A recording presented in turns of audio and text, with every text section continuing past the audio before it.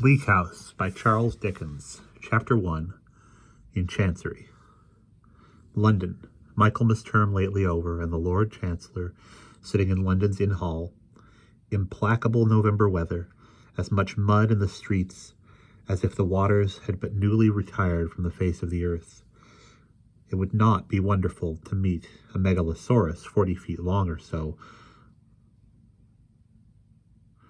waddling like an elephantine lizard up Holborn Hill, smoke lowering down from chimney pots, making a soft black drizzle, with flakes of soot in it as big as full-grown snowflakes, gone into mourning, one might imagine, for the death of the sun, dogs undistinguishable in mire, horses scarcely better, splashed to their very blinkers, foot passengers jostling one another's umbrellas, in general infection of ill temper and losing their foothold at street corners, where tens of thousands of other foot passengers have been slipping and sliding since the day broke, if this day ever broke, adding new deposits to the crust upon crust of mud. Fog everywhere, fog up the river, fog down the river, fog on the Essex marches, fog on the Kentish heights, fog creeping into the cabooses of collar brigs, fog lying out on the yards and hovering into the rigging of great ships, fog drooping on the gunwales of barges and small boats, gas looming through the fog in divers places in the street, much as the sun may, from the spongy fields, be soon to loom by husbandman and ploughboy, be seen to loom by husbandman and ploughboy. Most of the shops lighted 2 hours before their time, as the gas seems to know, for it has a haggard and unwilling look. The raw afternoon is rawest, and the dense fog is densest, and the muddy streets are muddiest, near that leaden-headed old obstruction, appropriate ornament for the threshold of a leaden-headed old corporation, Temple Bar, and hard by Temple Bar, in Lincoln's Inn Hall, at the very heart of the fog, sits the Lord High Chancellor in his High Court of Chancery. Never can there be a fog too thick, never can there come mud and mire too deep, to assort with the groping and floundering condition which this High Court of Chancery, most pestilent of hoary sinners, holds this day in the height of heaven and earth. On such an afternoon, if ever, the Lord High Chancellor ought to be sitting here, as here he is, with a foggy glory round his head, softly fenced in with crimson cloth and curtains, addressed by a large advocate with great whiskers, a little voice, and an interminably brief and outwardly directing his contemplation to a lantern in the roof, where he can see nothing but fog. On such an afternoon, some score of members of the High Court of Chancery Bar ought to be, as here they are, mistily engaged in one of the 10,000 stages of an endless cause, tripping one another up on slippery precedents, groping knee-deep in technicalities, running their goat-hair and horsehair warded heads against walls of words, and making a pretense of equity with serious faces, as players might. On such an afternoon, the various solicitors in the case, some 2 or 3 of whom have inherited it from their fathers, who made a fortune by it, ought to be, as are they not, ranged in a line in a long matted well. But you might look in vain for truth at the bottom of it. Between the registrar's table and the silk gowns with bills, cross-bills, answers, rejoinders, injunctions, affidavits, issues, references to masters, reports, mountains of costly nonsense piled before them, well may the court be dim, with wasting candles here and there, well may the fog hang heavy in it, as if it would never get out, well may the stained glass windows lose their color, and admit no light of day into the place.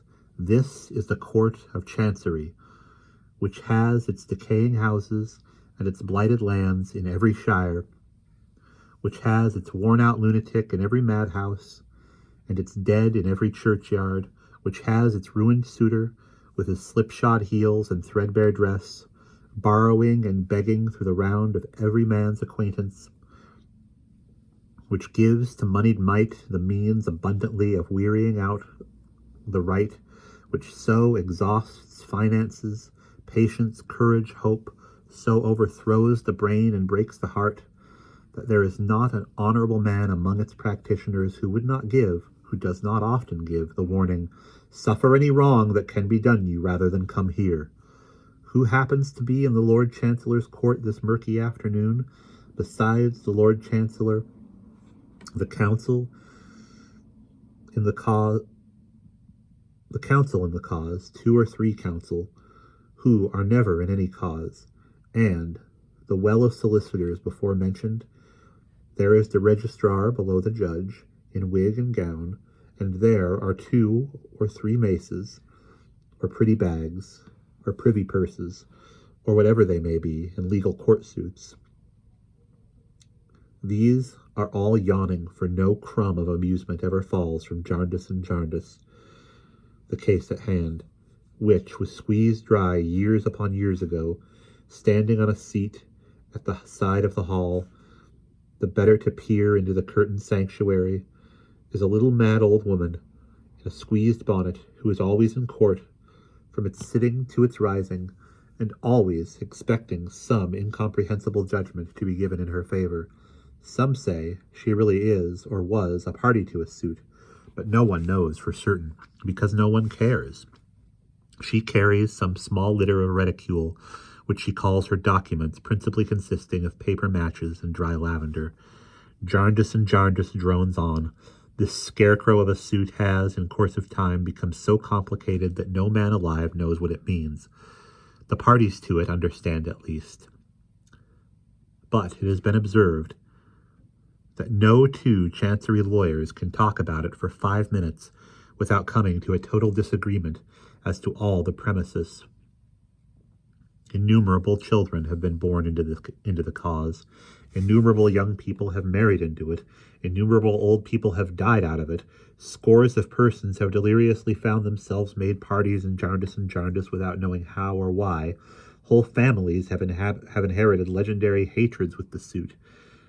There are not 3 Jarndyces left upon the earth, perhaps, since old Tom Jarndyce, in despair, blew his brains out at a coffee-house in Chancery Lane. But Jarndyce and Jarndyce still drags its dreary length before the court, perennially hopeless. Jarndyce and Jarndyce has passed into a joke. That is the only good that has ever come of it. It has been death to many, but it is a joke in the profession. Every master in Chancery has had a reference out of it. Every chancellor was in it for somebody or other when he was counsel at the bar. How many people out of the suit of Jarndyce and Jarndyce have stretched forth its unwholesome hand to spoil and corrupt would be a very wide question.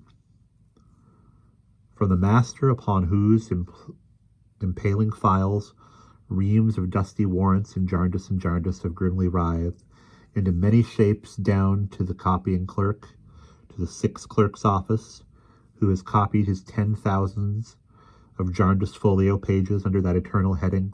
No man's nature has been made better by it. In trickery, evasion, procrastination, spoliation, botheration, under false pretenses of all sorts, there are influences that can never come to good. Thus, in the midst of the mud and at the heart of the fog, sits the Lord High Chancellor in his High Court of Chancery. "Mr. Tangle," says the Lord High Chancellor. "My lord," says Mr. Tangle. Mr. Tangle knows more of Jarndyce and Jarndyce than anybody. He is famous for it. Supposed never to have read anything else since he left school.